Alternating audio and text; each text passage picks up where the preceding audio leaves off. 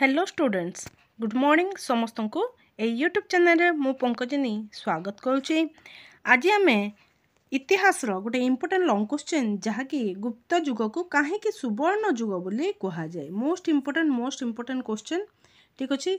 गत थरक जपरी कही कलिंग युद्धर कारण और फलाफल आसब निश्चित भाव में आसीला। तुमे देखिपार जे आमे जहाँ किसी सिलेक्शन आणुचे ता निश्चित भाव में क्वेश्चन आसूची गुप्त जुग को सुवर्ण जुग कहीं कह जाए। गुप्त जुगरे बहुत किछि चेंजेस होता एवं हिंदू पुनरुत्थान जुग मध्य याकू कह जाए थाए।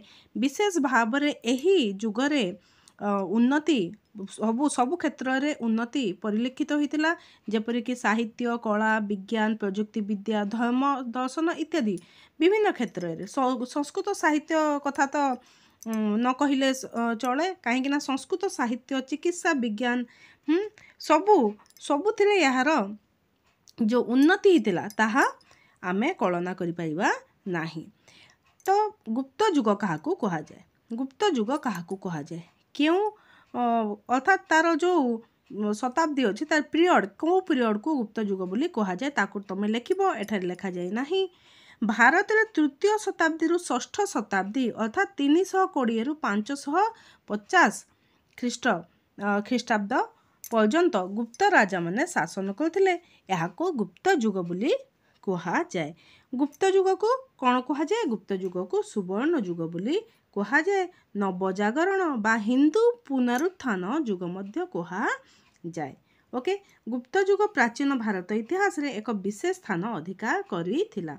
200 वर्ष रु ऊर्ध्व गुप्त शासन प्राचीन भारत को संस्कृति विमंडित करथिला। ओके। सामाजिक स्थिरता हो अर्थनैतिक प्रगति हो गुप्त जुगीय कला स्थापत्य सृष्टि रे विशेष सहायक होइतिला। चीन परिव्राजक फाहियान मुक्त कंठरे भारतीय समाज और संस्कृति जयगान करथिले। चीन परिव्राजक फाहियान भारतीय समाज और संस्कृति विषय से लिखिथिले एवं जयगान करथिले। आमर गुप्त जुगरे प्रथम कहली गुप्त जुगरे साहित्य कला हो सबु क्षेत्र में विश्व प्रसिद्ध संस्कृत नाटक एवं काव्य गुप्त जुगरे ही सृष्टि होइथिला। ओके। संस्कृत साहित्यर उत्कर्षता यही जुगरे परिलक्षित होइथिला। सेतिमे याको सुवर्ण जुग बोली कह जाए। ताको आमे संपूर्ण सुवर्ण जुग बोली कहीं कह जाए। जदि 2 मार्किया आसिला ताहले आराम से तुम लिखि परिबो एवं लॉन्ग क्वेश्चन आसुची ताको तुम तो डिस्क्राइब करबा को पड़िबो। डिस्क्राइब करबा।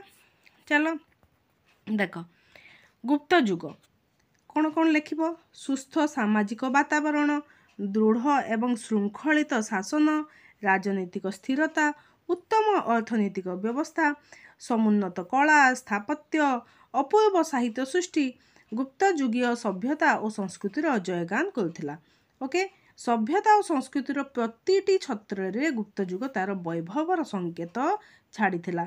मोस्ट ऑफ ऑल कहिबाकू गले टोटाल सबु क्षेत्र में गुप्त जुगरे तार उन्नति शीर्ष मार्ग रे थिला। शीर्ष रे थिला। संस्कृत साहित्य कहिबा हो ना विज्ञान रे हो तार जो तार देन ओके तार विशेष अवदान रहिथिला। गुप्त जुगर एक विशेष अवदान रहिथिला। बहुत किछि पुराण एई गुप्त जुगरे सृष्टि हिथिला रचना हिथिला। चलो आ कौन कौन है देखिबा। ग्रीस रो पेरिक्लिस जुग रोम रो अगस्टस जुग एवं इंग्लैंड रो एलिजाबेथ को जुग सहित प्राचीन गुप्त जुग को तुलना कराइछि। प्राचीन गुप्त जुग को कहा सहित तुलना कराइछि। 3टी ग्रीस रो पेरिक्लिस रोम रो अगस्टस और इंग्लैंड रो एलिजाबेथ जुग को। ओके। देन को तार अच्छी जो कि आमे गुप्त जुग को सुवर्ण जुग बोली कहिबा। याको मु 10टी पॉइंट डिवाइड करछि। फास्ट होची राजनैतिक ऐक्य। ओके। फास्ट होची राजनैतिक ऐक्य। सेकंड सामाजिक अवस्था। थर्ड अर्थनैतिक प्रगति। 4 संस्कृत साहित्य। देन दर्शन विज्ञान स्थापत्य भास्कर्य चित्रकला एवं शिक्षा। ओके। सबु क्षेत्र रे तमे जतिकी जानुछ निश्चित भाव में तुम ऐड कर 10टी पॉइंट 10टी गुप्त जुग को सुवर्ण जुग बोली कहीं कह जाए। 10टी पॉइंट को तुम्हें मने रखिबो। प्रथम पॉइंट होची राजनैतिक ऐक्य। राजनैतिक ऐक्य कथा जदि कहबा ताहले समुद्रगुप्त को तुम मन रखिक। समुद्रगुप्त को V.A. स्मिथ नेपोलियन आख्या देइथिले, भारतीय नेपोलियन बोली कहिथिले। काहेकि से भारतर राजनैतिक ऐक्य प्रतिष्ठा पाई समग्र भारतवर्ष को जय करथिले एवं सेथिपाई कि विदेशिक आक्रमणर आशंका मध्य नथिला। तो विदेशिक आक्रमण जदि आशंका नथिबो तो देश रे शांति विराजमान करथिला। एहीपरि भावरे सही समय रे राजनैतिक ऐक्य प्रतिष्ठित होइथिला। राजनैतिक ऐक्य समुद्रगुप्त को मन रखिबो एवं V.A. स्मिथ तांको भारतीय नेपोलियन बोली कहिथिले। ठीक। देन सामाजिक अवस्था। राजनैतिक ऐक्य तो प्रतिष्ठा हितिला तो समाज रे नैतिक मूल्यबोध थिबारु अपराध प्राय नथिला। सेथिपाई कि गुप्त शासन समय रे शासन समाजर स्थिति अति उत्तम उन्नत एवं आदर्श स्थानीय थिला। मोटामोटी भाव में कहबाकू गले एही समाज गुप्त समाज एक संतुलित समाज थिला कहिले किछि भूल हेबो नाही एवं एही शासन रे आईन श्रृंखला परिस्थिति मध्य उन्नत थिला। राजनैतिक ऐक्य और सामाजिक अवस्था टिके रिलेटेड अछि। ओके। देन अर्थनैतिक प्रगति। गुप्त जुग रे अर्थनैतिक प्रगति मध्य खूब सुंदर भाव में हितिला। अर्थनैतिक अवस्था अति स्वच्छल और प्रगतिशील थिला। लोक माने कौन क्यों क्षेत्र में निजर पारंगमता देखै पाइथिले, कृषि वाणिज्य शिल्प क्षेत्र में एवं गुप्त जुग रे वाणिज्य अति उन्नत थिला। सेथिपे अर्थनैतिक समृद्धि पाई लोक माने सुख शांति रे बसवास करुथिले। देन फोर्थ नंबर पॉइंट होची संस्कृत साहित्य क्षेत्र रे गुप्त जुग अधिकरु अधिक भाव में उन्नत बा समृद्ध हो पारिथिला। धर्मीय संस्कृत साहित्य रे गुप्त जुगर बहु एक विशेष अवदान थिला।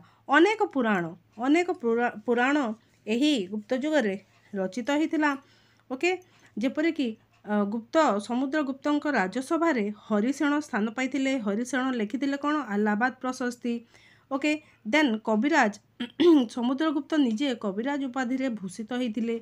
द्वितीय चंद्रगुप्त राजसभा रे किए थिले नवरत्न पंडित थिले। सही नवरत्न पंडित मध्यरु कालिदास थिले अन्यतम।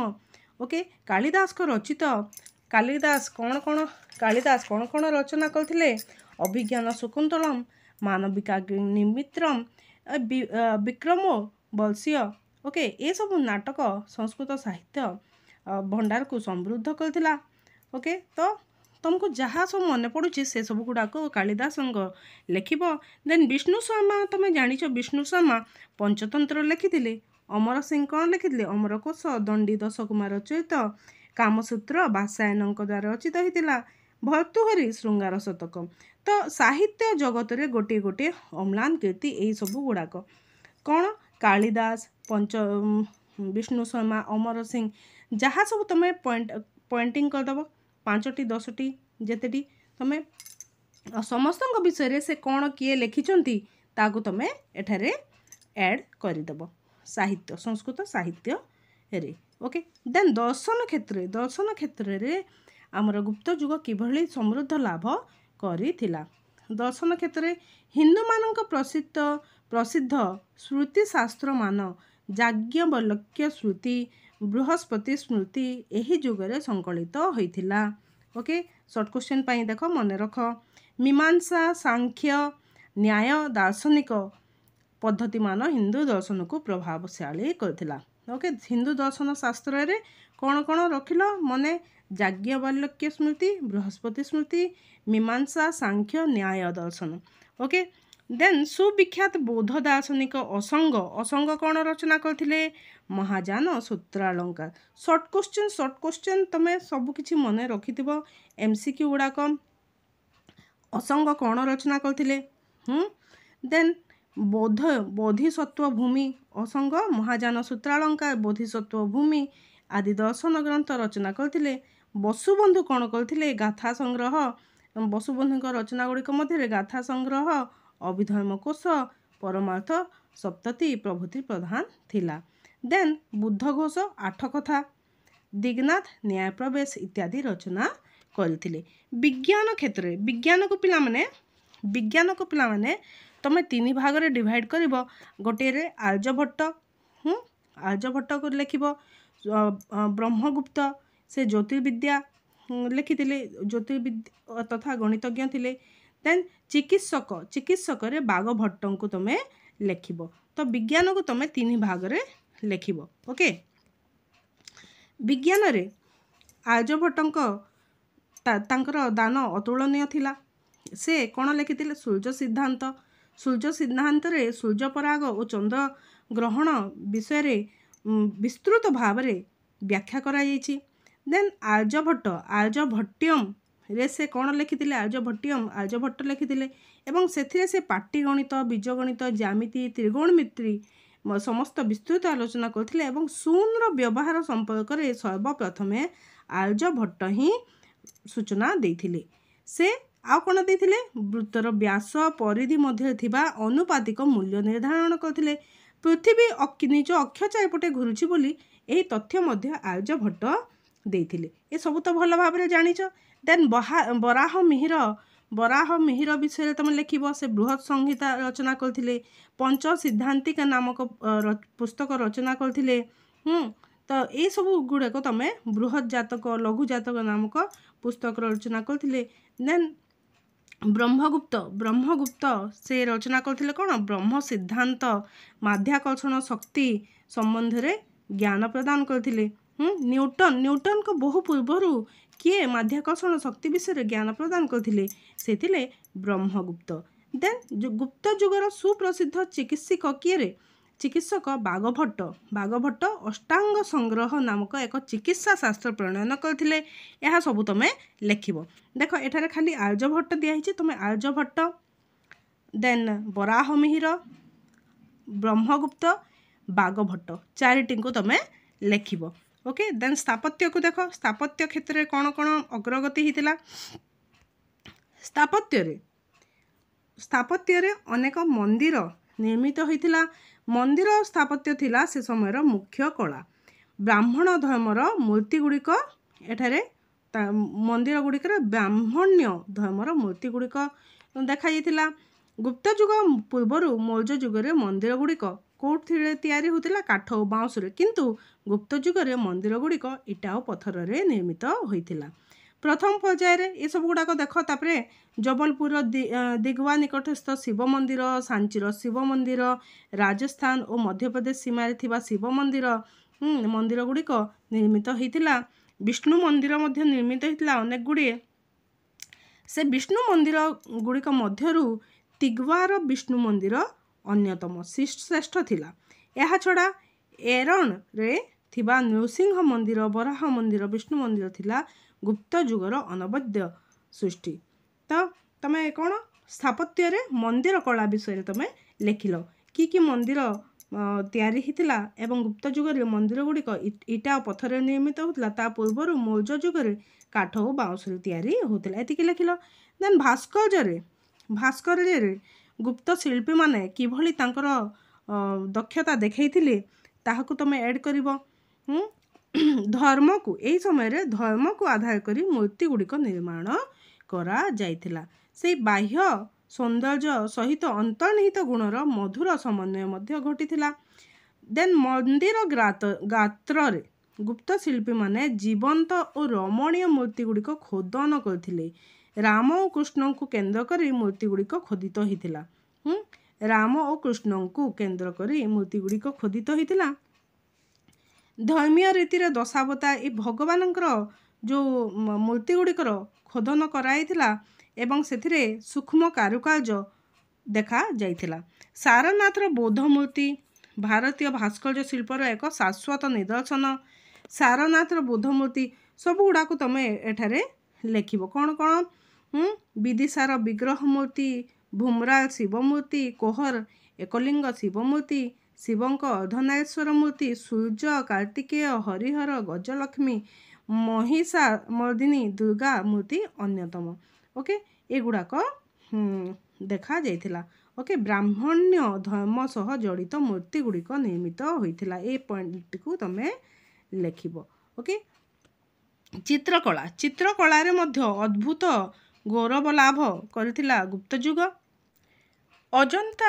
ଅଜନ୍ତାର ଚିତ୍ରକଳା ଅତୀବ ରମଣୀୟ ଓ ମୂର୍ତ୍ତିମନ୍ତ ଥିଲା। ଏହି ଚିତ୍ରକଳାରେ ତମେ ଅଜନ୍ତା ଗୁମ୍ଫାର ଚିତ୍ରକଳା ବିଷୟରେ ଲେଖିବ। ଅଜନ୍ତା ଗୁମ୍ଫାର ସବୁ ଚିତ୍ର ମଧ୍ୟରେ ମାତାପୁତ୍ର, ମୁମୂର୍ଷୁ, ରାଜକୁମାରୀ, ବୌଦ୍ଧ ସଭା ଚିତ୍ରଗୁଡ଼ିକ ସର୍ବାଧିକ ଆକର୍ଷଣୀୟ ଥିଲା। ଅଜନ୍ତା ଗୁମ୍ଫାରେ ପଦ୍ମପାଣି ଓ ଅବଲୋକିତେଶ୍ୱରଙ୍କ ଚିତ୍ର ନିଖୁଣ ଭାବରେ ଚିତ୍ରିତ ହୋଇଛି। ତ ତମେ ଅଲ୍ ଓଭର୍ କହିବାକୁ ଗଲେ ଚିତ୍ରକଳାରେ ତମେ ଅଜନ୍ତା ଗୁମ୍ଫା ବିଷୟରେ ଲେଖିବ ଏବଂ ବୌଦ୍ଧ ଜାତକର ବହୁ ଗଳ୍ପ, ଯକ୍ଷ, କିନ୍ନର, ଗନ୍ଧର୍ବ, ଅପସରା, ବୃକ୍ଷଲତା, ମାଙ୍କଡ଼, ପକ୍ଷୀଙ୍କ ଚିତ୍ର ଅତି ମନୋମୁଗ୍ଧକର ଥିଲା। ଓକେ, ଦେନ୍ ଆଉ ଗୋଟେ ପଏଣ୍ଟ ଏଠାରେ ଆମେ ଆଡ଼୍ କରିବା କ'ଣ? ଶିକ୍ଷା। ବୌଦ୍ଧ ଯୁଗରେ ଶିକ୍ଷା କ୍ଷେତ୍ରରେ ବିଶେଷ ଅବଦାନ ଥିଲା। ଯେପରିକି ନାଳନ୍ଦା ବିଶ୍ୱବିଦ୍ୟାଳୟ ଏହି ଗୁପ୍ତ ଯୁଗରେ ହିଁ ପ୍ରତିଷ୍ଠିତ ହୋଇଥିଲା। ସେହି ସମୟରେ ଏହା ଶିକ୍ଷାର ମାନ ବହୁ ଉଚ୍ଚକୋଟୀର ଥିଲା। ବସୁବନ୍ଧୁ, ଗୁଣମତୀ, ଦିଗନାଥ ପ୍ରମୁଖ ବିଖ୍ୟାତ ଦାର୍ଶନିକ ନାଳନ୍ଦା ବିଶ୍ୱବିଦ୍ୟାଳୟରେ ଶିକ୍ଷକତା ବା ଆଚାର୍ଯ୍ୟ ଭାବରେ କାର୍ଯ୍ୟରତ ଥିଲେ। ବିଦେଶରୁ ହଜାର ହଜାର ଛାତ୍ର ଏଠାରେ ଅଧ୍ୟୟନ କରିବାକୁ ଆସୁଥିଲେ। ଓକେ, ଏବଂ ବ୍ରାହ୍ମଣ, ଅଗ୍ରହାର ଓ ବୌଦ୍ଧବିହାର ଶିକ୍ଷା ଦୀକ୍ଷାର କେନ୍ଦ୍ରସ୍ଥଳୀ ଥିଲା। ପାଟଳିପୁତ୍ର, ଉଜ୍ଜୟିନୀ, ବଲ୍ଲଭୀ, ବନ୍ତପୁର, କାଞ୍ଚି, ମଥୁରା ଏବଂ ବାରାଣସୀ ଏହି ସମୟରେ ପ୍ରସିଦ୍ଧ ଶିକ୍ଷା କେନ୍ଦ୍ର ଥିଲା। ଓକେ, ଲାଷ୍ଟକୁ ତମେ କନକ୍ଲୁଡ଼ିଂ କରିବ। ଗୁପ୍ତ ଯୁଗରେ ସଂସ୍କୃତ ଭାଷା ଏବଂ ସାହିତ୍ୟ ଉନ୍ନତିର ଶୀର୍ଷ ଦେଶରେ ଉପନୀତ ହୋଇଥିଲା। ସଂସ୍କୃତ ସାହିତ୍ୟ ଯୋଗୁଁ ହିଁ ଗୁପ୍ତ ଯୁଗକୁ ସୁବର୍ଣ୍ଣ ଯୁଗ ବୋଲି କୁହାଯାଏ। କାଳିଦାସଙ୍କ କାବ୍ୟ ଏବଂ ନାଟକ ଏହି ଯୁଗକୁ ପୃଥିବୀ ଇତିହାସରେ ପ୍ରସିଦ୍ଧ କରାଇ ପାରିଥିଲା। ଓକେ, ଏତିକି ଲେଖିକି ତମେ ଏହାକୁ କନକ୍ଲୁଡ଼ କରିବ। ଭାବୁଛି କୋଶ୍ଚିନ୍ଟିକୁ ଭଲ ଭାବରେ ବୁଝିପାରିଥିବ। ବହୁତ ଲମ୍ବା କୋଶ୍ଚିନ୍ଟିଏ, ମୁଁ ବି ବୁଝୁଛି। 10 ନମ୍ବର ପଏଣ୍ଟ ତମ ଶିକ୍ଷା ରହିବ। 10ଟି ପଏଣ୍ଟକୁ ତମେ ମନେ ରଖିବ। କିନ୍ତୁ ତମେ ଯଦି ତାକୁ ଡିଭାଇଡ଼ କରିଦେବ, ଦର୍ଶନରେ କ'ଣ ରହିଛି, ଓକେ, ଦର୍ଶନରେ କ'ଣ ଅଛି, ବିଜ୍ଞାନକୁ ମୁଁ କହିଛି 3 ଭାଗରେ ବିଭକ୍ତ କରିବ। ଆର୍ଯ୍ୟଭଟ୍ଟ, ବରାହମିହିର, ବ୍ରହ୍ମଗୁପ୍ତଙ୍କର ଜ୍ୟୋତିର୍ବିଦ ଏବଂ ବାଗଭଟ୍ଟ, 4ଟି ପଏଣ୍ଟ ହେଲା। ଆର୍ଯ୍ୟଭଟ୍ଟ, ବରାହମିହିର, ବ୍ରହ୍ମଗୁପ୍ତ, ବାଗଭଟ୍ଟ, ଏହାକୁ ବିଜ୍ଞାନ ବହୁତ ଇମ୍ପୋର୍ଟାଣ୍ଟ, ଠିକ୍ ଅଛି। ଏବଂ ସାହିତ୍ୟ, ସଂସ୍କୃତ ସାହିତ୍ୟ। ତ ଏହିପରି ଭାବେ ତୁମେ ଛୋଟ ଛୋଟ ଭାବରେ ଡିଭାଇଡ଼ କରିଦିଅ। ଆଉ ମାଇଣ୍ଡରେ ଭାସ୍କର୍ଯ୍ୟରେ କ'ଣ ଲେଖିବ, ଦେନ୍ ସ୍ଥାପତ୍ୟରେ କ'ଣ ଅଛି, ଦର୍ଶନରେ କ'ଣ ଅଛି, ବିଜ୍ଞାନରେ କ'ଣ ଅଛି, ତୁମେ ଟିକେ ଟିକେ ମାଇଣ୍ଡରେ ଭର୍ତ୍ତି କରିଦିଅ। ତୁମେ ଦେଖିବ କୋଶ୍ଚିନ୍ଟି ଲମ୍ବା ହେଲେ ମଧ୍ୟ ତୁମେ ବୁଝିପାରିଥିଲେ ତୁମକୁ ଏହା ସହଜ ଲାଗିବ। ଭାବୁଛି କୋଶ୍ଚିନ୍ଟିକୁ ଭଲ ଭାବରେ ବୁଝିପାରୁଥିବ ଏବଂ ଯଦି ଭଲ ଲାଗିଛି ଲାଇକ୍ଟିଏ କରିଦେବ। ଯିଏ ପ୍ରଥମ ଥର ପାଇଁ ଭିଡ଼ିଓ ଦେଖୁଛ ସେମାନେ ସବସ୍କ୍ରାଇବ୍ କରିନିଅ, କାହିଁକି ନା ତୁମକୁ ସବୁ ଲଙ୍ଗ କୋଶ୍ଚିନ୍ ଏହି ଚ୍ୟାନେଲରେ ମିଳିବ ଏବଂ ସବୁ 2 ମାର୍କ୍ସ 3 ମାର୍କ କୋଶ୍ଚିନ୍ ମଧ୍ୟ ଏଠାରେ ତୁମେ ପାଇପାରିବ। ଓକେ ପିଲାମାନେ, ଠିକ୍ ଅଛି। ବର୍ତ୍ତମାନ ପାଇଁ ରହିଲି। ଧନ୍ୟବାଦ। ଜୟ ମାତା ଦି।